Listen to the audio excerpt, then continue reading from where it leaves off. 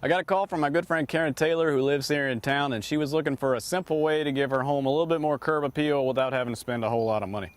So we came up with this idea for some really simple cedar shutters, and we're going to make that happen. I've been friends with Cody for several years, so I trust him first of all, but I just wanted to do something that was going to add a little curb appeal, kind of a little pop. We've lived in the neighborhood for about 8 years now.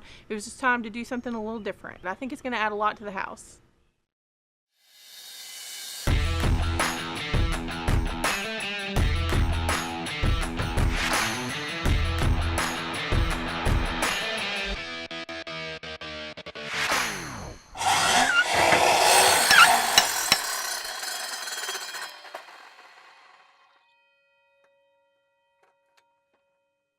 What we're going to use today is this cedar that we bought from one of the big box stores here in town. What we need to do to get this to accomplish these shutters today is we've got to cut it to length, then we've got to cut it to dimension, and then we've got to bring it back over here so that we can match what the homeowner wants for their house. We chose cedar because cedar is the most naturally weather resistant wood. It does it all by itself. You don't have to worry about it. You can build all kind of furniture. You can build anything that you want to leave outside out of cedar, and it'll last a whole lot longer than any other kind of untreated woods. All right, so what we're going to do here on the chop saw is we've already come over, we've taken the wood. We know we want it to be 78 inches. All these boards are 96 1/4. So we've come over here and we've set a block so that we can cut our boards consistently without having to measure every time.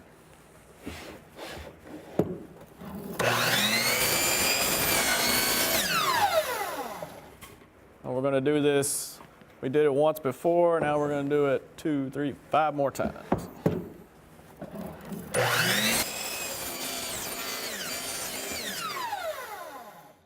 All right, here we are at the table saw. What we're going to do with the table saw is take these 7 1/4 inch wide boards and turn them into 6 inch wide boards. What we need to keep a real close attention about is that table saws are dangerous. I've got this finger here, very fortunately, but I've almost lost it 2 times, 2 different surgeries because of table saws, so be careful. All right, so I'm gonna have Nick kick on the dust collector.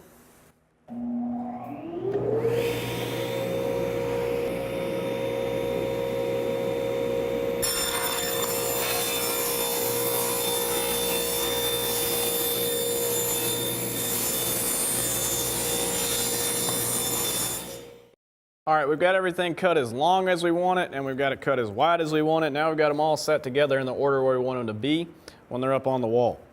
What we're going to use to join them together now is biscuits. Not your grandma's biscuits, wood biscuits. These come in a can just like this. You can get them at the big box stores. They're all different sizes. These are number 10s. I'll show you about that in just a second. What we got to do first is we got to get our tape, and we got to come down through here. And in order for these to work properly, there's got to be these little holes drilled in the side. They've all got to line up just perfect. So what we're going to do for support at the top, we're going to come over here. We're going to cut this. We're going to set one here at number 2. And then after that, we're going to go back to 0, and we're going to set them every 16 inches. And what you'll notice is the people at the tape measure place made this easy on you. Every 16 inches is red. It's what contractors use to establish studs in houses. You can use it for several other things. It's a really good center to use, and it's already marked right there for you. All right, so we're going to mark that one, and then we're going to bring it all the way back up here. This is 78, so we're going to bring it back to 76 and make our 2 inch for this side. All right. Now, like I said, we've got to make all those line up so that they're usable. We're going to take this drywall square, lay it all the way across at each line. Make sure we draw those together. Mark it there. Mark it there. Make sure it's on both boards. Make sure it's on the same level. All right, we're gonna mark it here. Now we're gonna mark it here. You gotta do this all the way down so you can ensure that when you cut your biscuits in there, when you use your joiner, that it's gonna be all lined up and everything is gonna set smooth. A lot of guys will try to mark these all at the same time while they're measuring the first time. I don't like to do that. I like to make sure I got everything exactly where I want it, and we get it set on there and everything goes just great. Last ones. Okay, so we're done with marking everything. Now what we've got to do is we've got to get our biscuit joiner. All right, I told you a minute ago that everything came in different sizes. The reason for that is there's 3 different main sizes of it. There's 10s, 20s, and 0s. Okay, and those are indicated on the can that you buy. These say they are number 10, so you want to have the number 10 set up with the ferrule right here so that you're making sure that it's punching to the appropriate depth. All right, put our gear back on. This one's not as loud. You can wear your earmuffs if you want to. I'm not going to, but I am going to wear my gloves. Now, we may notice that every single one of these has a cut mark right where we want it.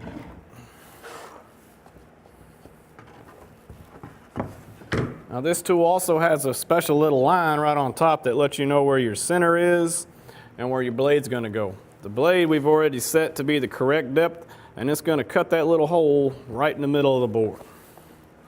So we'll take it here, gonna line up our line. There we go. Set it off, and then there's your hole right there. And once we get to the next step, we'll take these dudes here. They're gonna slide right in, put a little bit of glue on it, draw it to the next one, and we're good to go.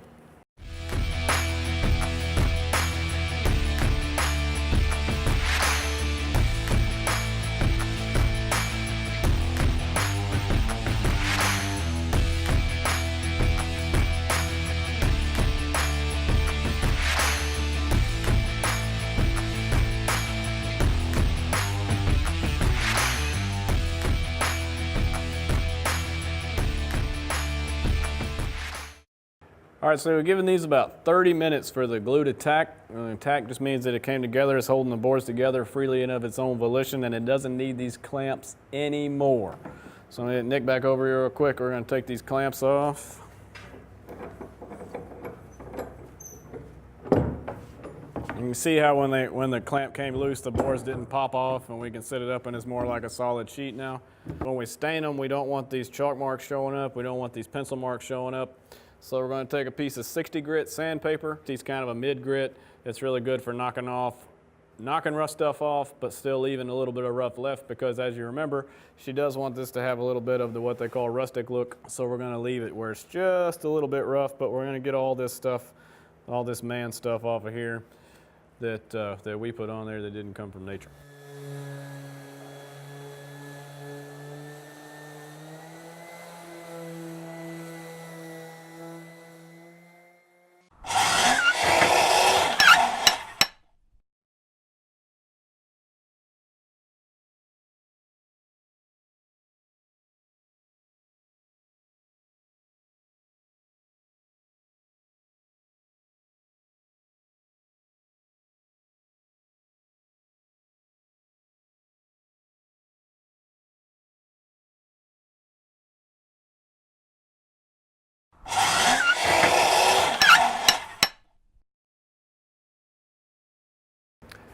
All right, so what we've got to do now is we've got to put on these cross pieces. The cross pieces are what makes it look like a shutter as opposed to just 3 pieces of wood nailed up to the side of your house. So what we're going to do is I've got this little special tool that I've built. They're not patented. I think somebody else made it so you can make one too. I just took a bunch of scraps and set demarcations at different levels of all the different levels that I use the most common. Today we're going to use this side, the 4-inch. You can tell it's 4 inches from the end of the board all the way to the stop. So I'm going to take it. We're going to slide it up on that side. We're going to slide it up on this side. One more time, make sure they're the same. There we go. We got our other board for down here. We're going to do the same thing. We're going to take it 4 inches there, flush on both sides. 4 inches there, we're flush on both sides. Bingo, bingo. For a little extra check, we're going to bring out our square. On the money. On the money. All right, we'll hang this dude back up. Now the tricky part is this one has 3 cross pieces. All right, a lot of times when you see them, they just have the 1. That's okay, some people want more. So we got another piece here. We measured our distance between here earlier was 61 inches. So what we decided was that put us at 31 1/8 right here in the middle, was about as close as we could get it. So we're gonna take this one too. I've got the lines already marked on this side. I'm gonna take it, get our square here again. Perfect. So what we do now is we're gonna take these and tilt them up just ever so slightly. We're gonna run a little bit of beaded glue under here. That's not all we're gonna do. Lay that one back down. We'll double check it square here in just a second. Same thing under here. A little bit of glue. I'm gonna lay it down, make sure my line lines back up. We're gonna get that little drop off of there to save us trouble later. Same thing over here. We're gonna come, get a glue in there. Nice little swirly pattern there. Nothing to be unhappy about. We're gonna get our square back. I'll set it over here. Our square again. Still square. Then again, it's perfect. So what we're gonna do now, the reason we put the glue on there was so it'll stay permanent. But what we're gonna do to keep them is we're gonna put 4 brad nails in each one.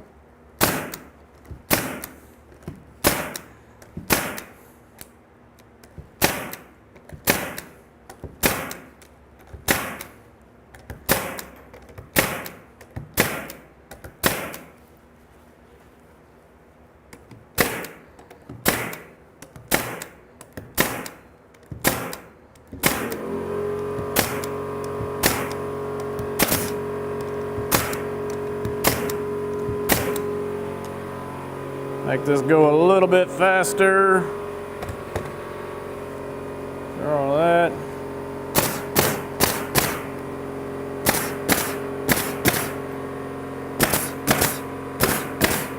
All right, now you can see we've got both of everything already set up there where we wanted it. They're both the same length. Everything is all together. What we're gonna do, we're gonna draw these end to end. All right, see everything's still lining up just like it's supposed to. Our ends are flush. Now to save time, we're gonna bring these other 3 boards. Nick, if you can pass these to me, please.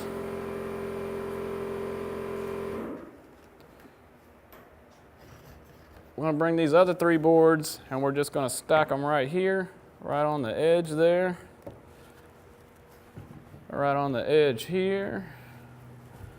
Right on the edge here, and you can see they are lined up. They are the same. They're not close, they're the same. We're gonna move this dude right out of the way. All right. Draw this guy back just a little bit so we can work with him. And the same thing again. I'm gonna pull these up, swirl some glue, and pull these up.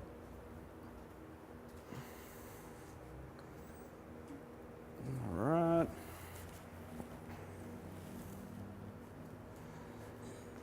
All right. Knock that glue off of there, save us some trouble in a little bit. Pick that up. That one's on the money. That one is now. And this one is too. All right. So now we're going to come back to our nailer.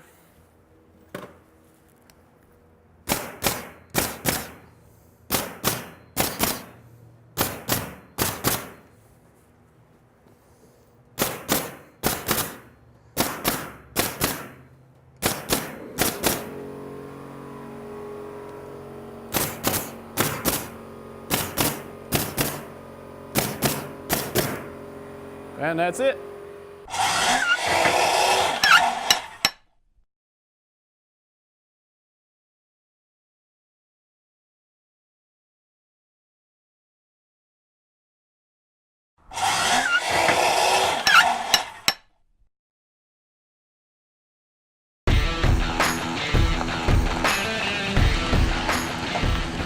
Headed over to the tailor's house now.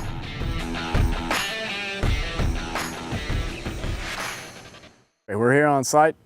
Everything's going good. What we're going to do now is we're going to come back here to the boards. We're gonna drill some pilot holes in there, then we're gonna put them up and make sure we got them in place and finish our pilots, and then we'll come back in and put the screws.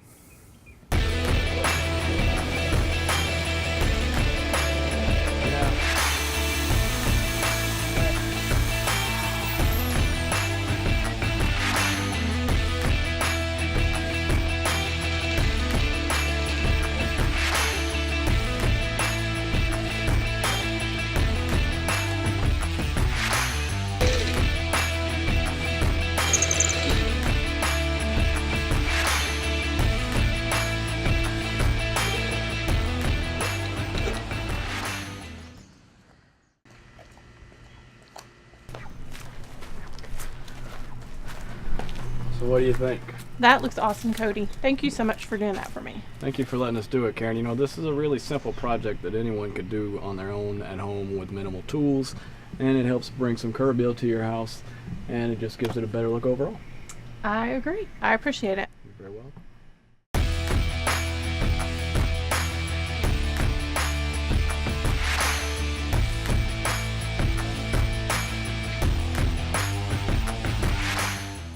It's always a pleasure to get to do something for one of my most favorite people. What we've done for Karen today at her house is a really simple addition. Almost anybody can do something similar with minimum tools in their own home.